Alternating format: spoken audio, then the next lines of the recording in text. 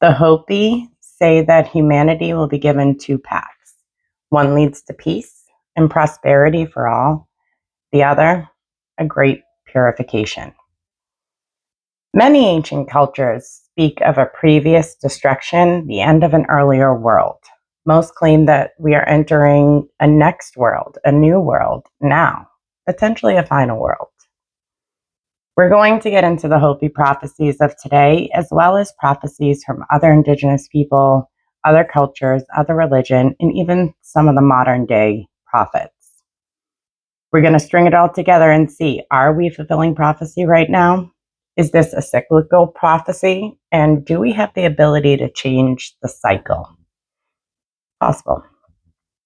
Welcome to the Occult and the Apocalypse with Kristen, aka Fire Terra Mama, where I tell you about how they took what was once widely known about God, spirituality, and you and locked it away. Come with me while we use our intellect, our intuition, and the breadcrumbs from spirit to delve deeper into what we've intuitively always known. I'll show you what I've learned from science, religion, cultural beliefs, and mythology to turn the occult and the apocalypse into the hidden and the revealed. On these platforms, if you could like, share, follow, if you do like it, please do. That will help.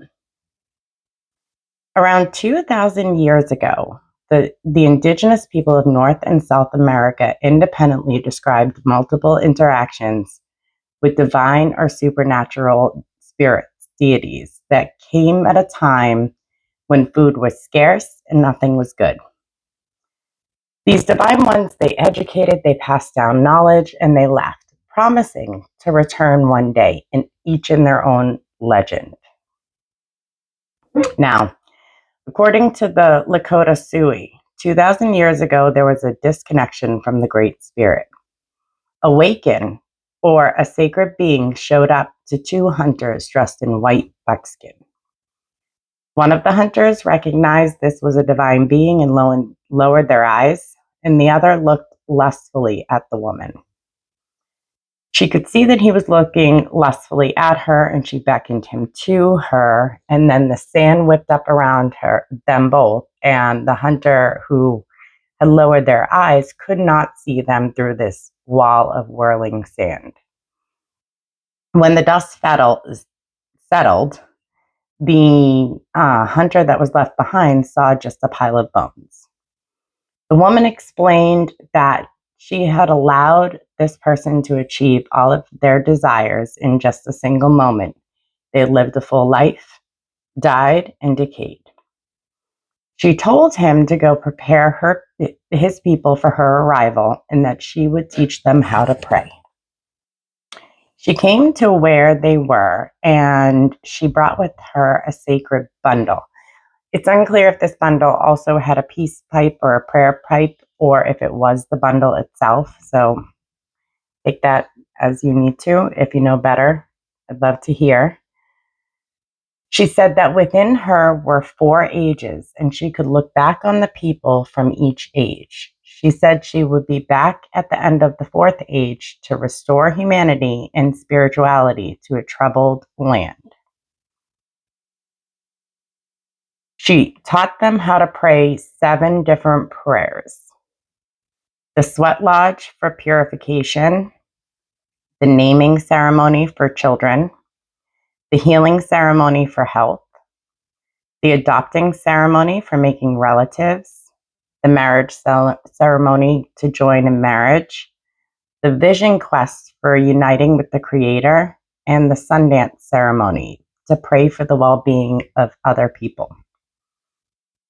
She said that she would return for her sacred bundle at the end of this age. When she started to walk away, they were surprised to see she had turned into a black buffalo. She walked a little bit, laid down, and rose as a yellow buffalo. Then she walked a bit more, laid down, and became a red buffalo. Then, as she walked away, she laid down and arose as a white buffalo calf. The calf is a younger version of a buffalo, obviously, indicating its age was still young. According to the tribe, it represents the skin tone of all the people on Earth. Very interesting because it closely aligns to the scientific progression of skin tone based on anthropology, genetics, that sort of thing. As people progressed further out of Africa, their skin tone lightened, needing less melanin, while they adapted to their new surroundings. That's really the only difference between each race is how much melanin you needed in your native area. The Lakota Sioux still have the special bundle, and they still await the white buffalo woman. There are actually several tribes, including them, that recently got together to celebrate and honor the birth of a white buffalo in Yellowstone. The birth of the white buffalo, 555, the birth of the white buffalo will herald the return of this white buffalo woman. However, nobody's seen this buffalo since, and they're afraid that he may have been gotten by a predator. This white buffalo was all white, and the white buffalo woman is supposed to come back as a white buffalo with black eyes, a black nose, and black hooves. However, this buffalo's birth was a good sign. Switching gears a little bit, we're going to jump into Revelation, and we're going to look at Revelations 12 through 14. On September 23rd, 2017, Virgo, with 9 stars and 3 planets at her head, the sun at her shoulder, the moon at her feet, had Jupiter, the king, bouncing around her womb for 9 months. The planet Jupiter appeared to exit between Virgo's legs. Per Revelation 12, a great sign appeared in the heaven. A woman clothed with the sun, with the moon at her feet, and a crown of 12 stars on her head. She was pregnant and cried out in pain as she was about to give birth. Now, astrologically, this isn't actually as rare as some creators would like you to think. However, some interesting things have taken place globally and environmentally when this has occurred, okay? In 1056, the Byzantine Empress dies at 76, and the Holy Roman Emperor Henry III dies at 38.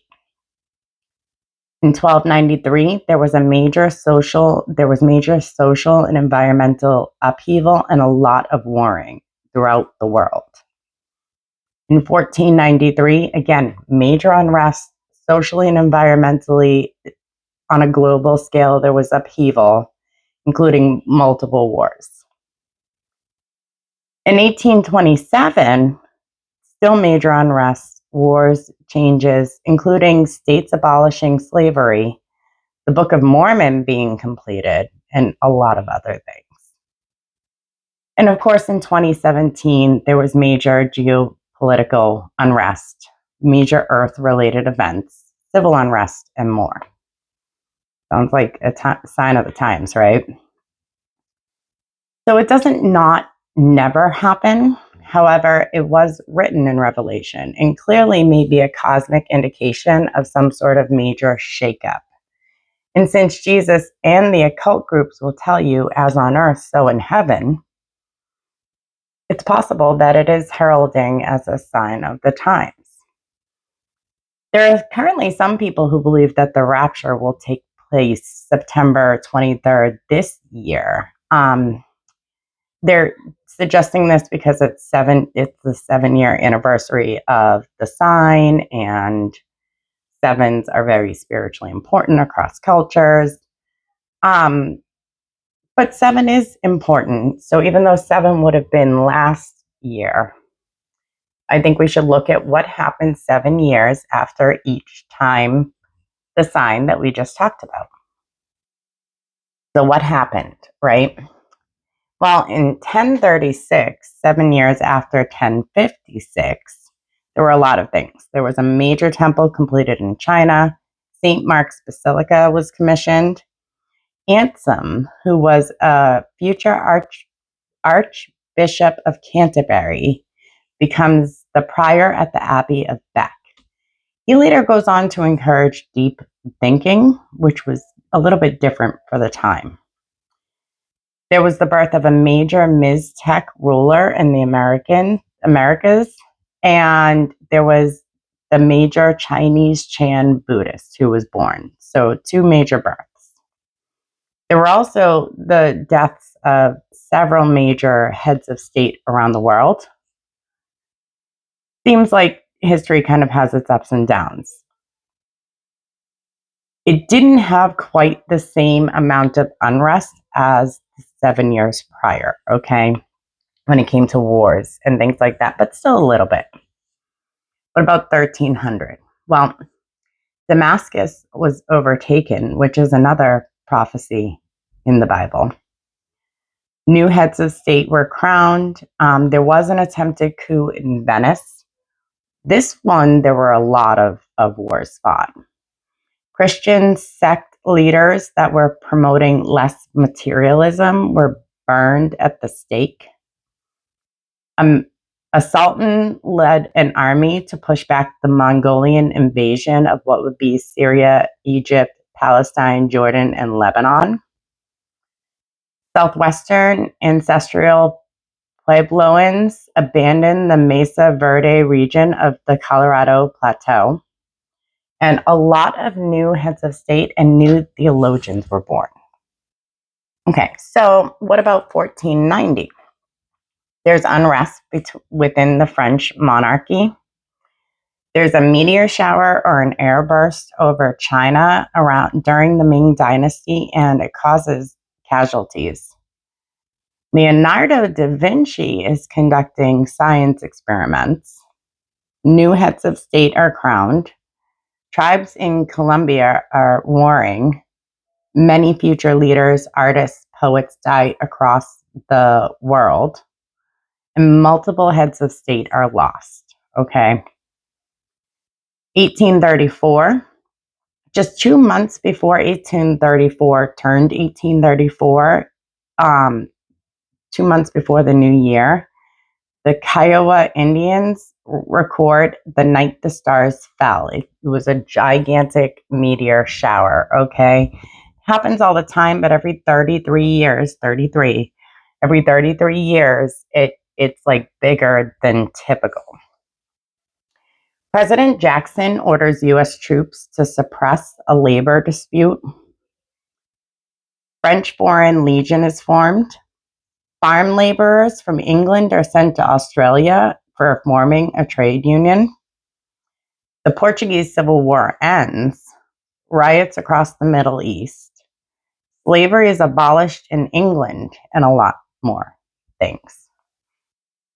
Of course, since this is being recorded in 2025, I'm sure you're aware of what happened geopolitically across the globe in 2024. So I'm not going to go back over all of that.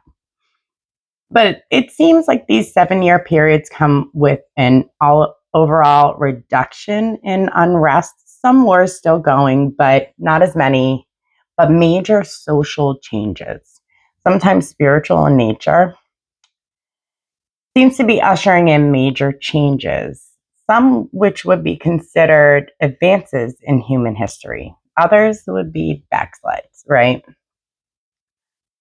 Last year was a mix of darkness, but there was great light that came out, right? Great truth.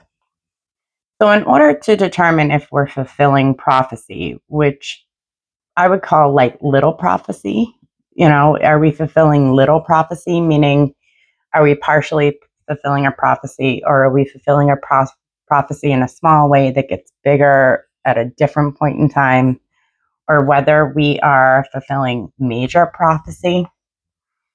We got to look deeper into Revelation, okay?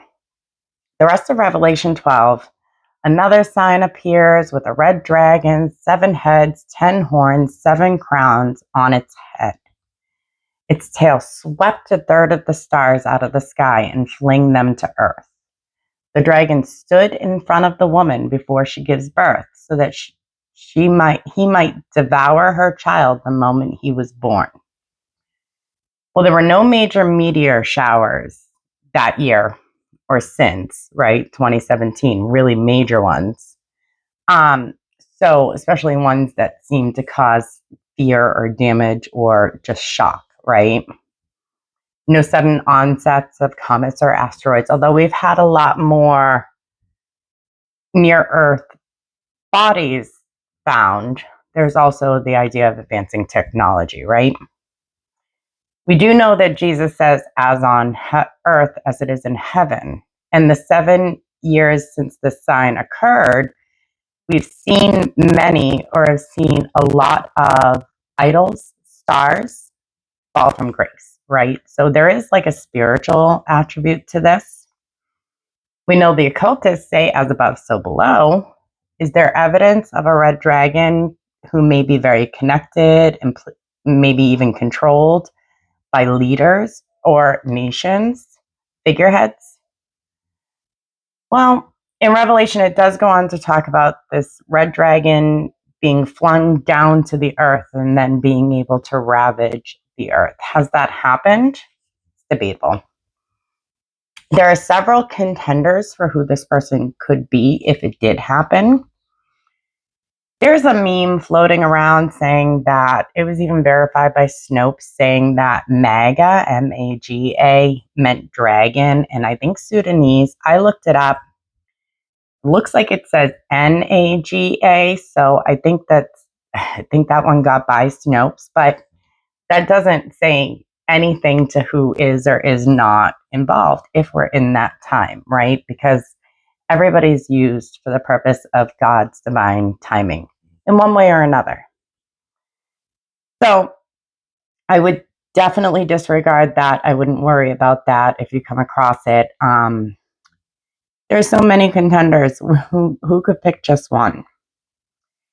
So in Revelation, the woman is protected for 1,260 days, which is about 3.5 years. Then the dragon is thrown down, and another 3.5 years after 3.5 years alongside his angels. Okay. Now, if we take the throne down in the same way as the stars falling from grace, this earthly dragon and his angels, which used to be called demons in Greek, just an FYI, with him, okay? It has to take place in the spiritual before it can take place in the physical. So, Revelation 12 goes on to talk about the short reign of terror on the earth from the dragon and having been cast down. And Revelation 13 goes on to talk about the beast. The beast and the dragon are two different things. Now, visions are usually symbolic, not literal. They can be, but they're usually not. So, could this beast literally come from the sea? Sure can. However, knowing that water signifies eternal souls in the Bible, this beast will appear spiritually significant in some way. They may even be spiritual in nature, okay, or religious, or whatever the case may be. The dragon and the beast are worshipped. The beast is given authority for 42 months, coincidentally, 3.5 years. It's during this time that the mark of the beast is taken in the hand or in the forehead. Could that be a literal mark or like an emblem or something injected? Sure, absolutely. Could it be symbolic? It sure can. The right hand is where you swear an oath or shake on a deal. The forehead is where your third eye resides, and your mind is envisioned. It's your connection to the divine. So, taking a mark could be making deals on behalf of and manifesting and blocking your connection to the divine on behalf of this beast, okay? In Revelation 14, we have the Lamb and the 144,000. The Lamb is the well-known sign of Christ. Is Jesus coming back? A lot of people think so. However, I don't think this is actually the most likely thing to occur. However, I'm not going to tell you what to believe. Okay, I'm going to tell you what I've found And then you decide what you believe, because God has given us that option. It's probably more of a spiritual indication. Jesus actually warns you in the New Testament to disregard those saying he was coming, and that it would be more like lightning spread from one side to another, east to west. It's indicating that Christ's coming will be of something that you can spread, okay? Like the spreading of a mindset. Of course, Jesus also told you that he is in the Father and the Father is in you, in him, and they're both in you. So he is already here in you. Now, I had jotted my notes down and I wrote this Bible verse very quickly, and I couldn't remember which verse it was. So I wrote it down and then I looked it up when I was writing up my show notes. And interestingly enough, I've talked about sevens and their importance to cultures, okay? Ask and it will be given to you. Seek and you will find. Knock and it will be opened for you. It doesn't say go to some place and pay somebody to do a ritual or say a prayer or do any of those things. It says you can access God directly. We're in you. Now that was Matthew 7:7. I had already written what comes next, so that's a little interesting. A lot continues to happen, particularly around the number 7 within Revelation. 7 seals, 7 bowls, all the things. Christ wins. Babylon the Great and corrupt empire falls, finally, once and for all, and Christ reigns for 1,000 years. After 1,000 years, Satan, the source of lies and greed and gluttony, will be loosed to deceive the nations again, and they will make war and be destroyed.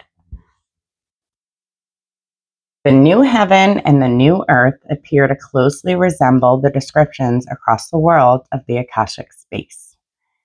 It's spoken about by many mystics, many spiritualists, by many, it's in ancient writings. Edgar Casey spoke about it. I say that because, interestingly enough, Göbekli Tepe was created somewhere around the Younger Dryas, okay, about 11,500 to 12,000 years ago. It created a worldwide flood. Göbekli Tepe was apparently peacefully used for 1,000 years and then intentionally buried, likely due to a coming cataclysm that they could see. There's evidence of some sort of meteor or asteroid strike in the area right around the same time. And then the next evidence we really have of routine civilization is 6,000 years later in Sumer. The Sumerians epically described their gods to be technologically advanced and, like many cultures, having come from the heavens. They have creation and flood myths that very closely mirror Genesis and Abrahamic religions. We'll talk about those sometime, but I won't go down that path. That's a conversation for another day. Could this be a cyclical event that we're preparing for? One that perhaps has some social experiences just before it occurs? Well, in 2013, in fact, very curiously, after the concerns of the 2012 Mayan end of the long count. So the long count ends, everybody's kind of nervous about that and what it means. And then in 2013, a year later, a book was unclassified by the CIA. Okay. It was written in 1963 by Chan Thomas. He's had an interesting life. He's a self-asserted ufologist. He's been very much discredited all over the world, conspiracy theorist that used to be synonymous with crazy. However, we've recently had disclosure. So also, sometimes a narrative will spin to make you believe something until it no longer suits major groups for you to believe it, okay? Theoretically. His theory is something that's very interesting. Basically, I'm not saying his theory is true, but what I'm saying is that the CIA doesn't immediately classify books for nothing. And in 2013, they classified what they called a sanitized version. They declassified a sanitized version of it, okay? The theory of his book is based on the premise that every 7,000 years, there's a major pole flip, which causes a worldwide catastrophe, completely desolating human accomplishment and human numbers. The next one that was predicted by Thomas, somewhere between 2000 and 2500 AD. I will say that, again, the CIA doesn't just randomly classify things that they think are conspiratorial or unusual. And Edgar Casey, the sleeping prophet, reported that he was expecting a pole shift from somewhere between 1958 to 1998. Obviously, the pole did not shift at that time, but the pole has been moving, and it had made a very noticeable move in 1998 that was detected. Since then, the magnetic pole has been moving much more rapidly. Is a pole shift imminent? It could be. It could be. I'm not a scientist. Now, the name of the book was called The Story of Adam and Eve, and it basically reflected having to rebuild civilization. Is that real likely to be the outcome? We don't know. Humans haven't officially documented what's occurred at the time of a pole shift, even though we seem to have lived through many throughout human history. At least not in any way that we can legitimately recognize. But it definitely gives you something to think about, right? Now we're going to go back to the Hopi. The Hopi talk about the blue and red kachinas, or spirits that are harbingers of what they call the next world. Some say this is literal, like physical people are going to show up. Some say it's cosmic, so it's going to be comets or things in the sky, and others say it's spiritual in nature. The blue kachina must dance in the courtyard and remove its mask. If this is cosmic, this could be related to a comet or something similar. And sometimes it's called the blue star kachina, so it's probably cosmic. However, I've also read that the Hopi consider the kachina to be spiritual messengers, so I'm not exactly sure if it's also physical. Some people today wonder if the blue star kachina is in fact this comet 3I AI Atlas or 3I Atlas, which has rapidly changed from red to a greenish blue. I'm not sure. We'll see, right? After the blue star kachina comes, dances, takes off its mask, the red kachina, the purifier, will come. According to the Mayan long count calendar, the world was supposed to end in 2012, right? Wasn't it? We heard that. Well, actually, the Mayan calendar wasn't counting down the end of time. It was counting down the end of an age. Some say that that was like the shift into the age of Aquarius. Some say it was just the beginning of the end of this age. Interestingly enough, and almost unrelated, but slightly related, the Ethiopian calendar has us at 2017. The empires made lots of calendar changes, but Ethiopia did not adopt those changes. So they have a 7-year time difference from our current count. 7 years, okay? Just another alignment to that 7 in scripture and cultures across the world. Now, going back to other indigenous prophecy about the coming end of a world or an age, or the return of a savior. The indigenous people of South America, Central America, and Southern North America all have a tale that stretches back 2,000 years ago, right around the same time as the Buffalo Woman, okay? Also, right around the same time as Jesus.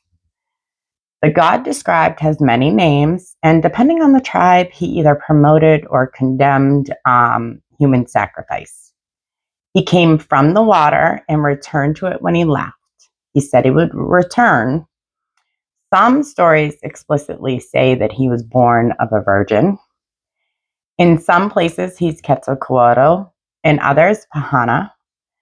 There is some talk about him being, well, we'll get there, a feathered serpent, okay? There are some people that link him to perhaps Thomas the Apostle or even Jesus himself. In fact, the Book of Mormon is based a lot on this Americanized Christianity, is based on this theory, or at least it's used to feed this theory, okay, Mormonism. The god associated is associated with the planet Venus, which is the morning star or the light bringer, okay? And he is identified as the bringer of light or the morning star, as was Jesus and Lucifer. Both have been referred as such. He is often, but not always, identified as a feathered serpent. He is the one that many indigenous tribes have waited for, identified as the true white brother. Is it possible that a Christ-like figure came to the Americas and spread knowledge and hope and prayer of the future, for prayers for the future? Or perhaps these were two independent or three independent events that occurred, because why would God come only to some?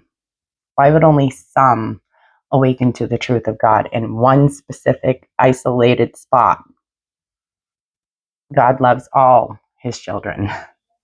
He doesn't play favorites. So the true white brother has actually been something that the white supremacists and the Christian nationalists have kind of held on to. They justify some of their actions this way. The indigenous people do not claim that. They reject that. It's, so I'm not even going to talk about that because it's not acceptable. The Hopi have 9 signs that this world is ending, or that this world will end and the new one will begin. All right. 1. White-skinned men will take the land and strike their enemies with thunder. This appears to be colonization. Spinning wheels filled with voices will cross the land. People think that this is probably covered wagons. A strange beast like a buffalo, but with great long horns, will come in large numbers. This would be modern day cattle. The land will be crisscrossed by snakes of iron. This would be the transcontinental railway that was built. 5, the land will be crisscrossed by a spider web. This is referred to as electricity, telephone wires, and then later the internet. The land will be crisscrossed with rivers of stone that make pictures in the sun. This would be the development of highways and asphalt. 7, you will hear of the sea turning black. Some have indicated that this is having to do with the many multiple oil spills that have happened over the decades.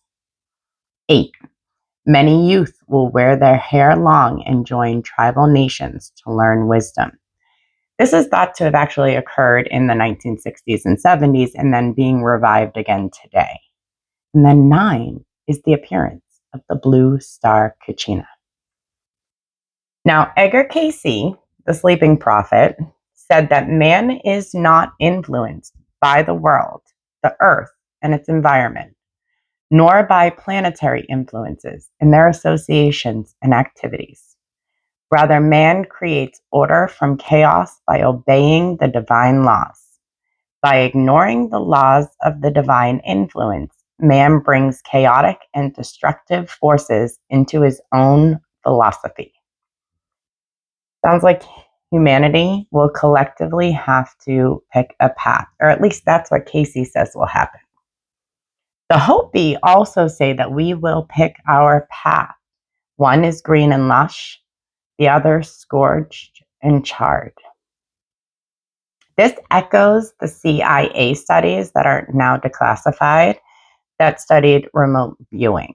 They noticed that after years of studying the phenomenon, they could see different things in the past, but when they tried to go towards the future, once they got to a specific time, a time not released, people saw different outcomes. And they were looking at the near distant future. There are some rumblings that they were looking at this millennia at a minimum, if not time in our lives. The problem that they found was that the remote viewers who had accurately viewed things all over the world for many, many decades would have different outcomes based on what their personal beliefs were. So if you were a mainstream Christian remote viewing, you would see revelation taking place in full destructive force. A Buddhist would see something else. Somebody who was Hindu would see the destruction and rebirth cycle. The different indigenous peoples would see a lush and green outcome. And it really was all for whatever your personal beliefs were. So even though they had proven that this worked, they weren't able to do it up to a certain point. Now, again, it was like doom or gloom, or like spirituality, opportunity for enlightenment, all the things. The final thought was that there were multiple possible outcomes for our future, and we collectively are manifesting what that will look like. That does also seem backed by the multiverse scientific theory, where, to oversimplify, because I don't fully know it myself because I am not a scientist. I think I said that already. Each decision that we make leads to a new outcome for us individually, a whole new timeline. And on that collective level, this manifests into a collective manifestation of what is being laid out in front of us. Many prophets are quoted to talk about the multiple paths ahead, usually either related to a catastrophe or some sort of major spiritual awakening, both of which have occurred in the past and will likely occur again. So, what are you manifesting as these times approach? Is it a place of love and acceptance, deep personal connection to God and creation and earth? Or is it doom and gloom and destruction and damnation for anyone who does not think or look exactly like you do? I can certainly say that the second path is not the path that the God that I serve, the Most High, the Divine, the one and only true source of all, would want or allow. And if the Most High, if the source of all creation was advocating for the damnation of those who would not bow in a certain way on a certain day in a certain space and time, I would not want to serve that God. But that's a personal opinion. That's a very personal opinion. In the end of Revelation, after the catastrophe and the doom and the gloom and the horsemen raging, or the white horse, the lamb, the 144 raging thousand, raging against the catastrophe and raging against the princes and the principalities, who's supposed to come down in the fall of Babylon. It's the prince and the principalities, not the other people. Okay. The Most High will make war against them. There's actually a promised path for all. Okay. At the end of Revelation, maybe some people haven't gotten there yet, but everyone will be given the opportunity to drink of the living waters. So really, there is no damnation for anyone, because sounds like it's we're going to do it an easy way or we're going to do it a hard way. We really get to the same place no matter which way you go. It's just one is a lot more fun. Or are you somewhere in the middle path? Are you understanding life as it is currently cannot be continued, and cyclical environmental and spiritual and social upheavals occur built up by millennia of human self-driven progress, greed, and dominance, cosmic events, and the will of the divine. And after each major buildup, there's a spiritual enlightenment followed by rapid human growth and maybe a shakeup along the way. Are you waiting on a savior external to yourself to come defeat evil? Or did Jesus and many other cultures actually tell you that the savior is within you? I'll leave that for you to decide. Thank you for joining me and helping me take the occult to the hidden and the apocalypse to the revealed. Come back next week. I will tell you the story of Moses, who I believe him to be in the historical record. I'm going to show you my proof or tell you my proof. If you are going to join for that one, definitely listen to episode 3 because I've actually already said Moses's true name at least more than once. It's not going to be who you think it is. I was quite surprised.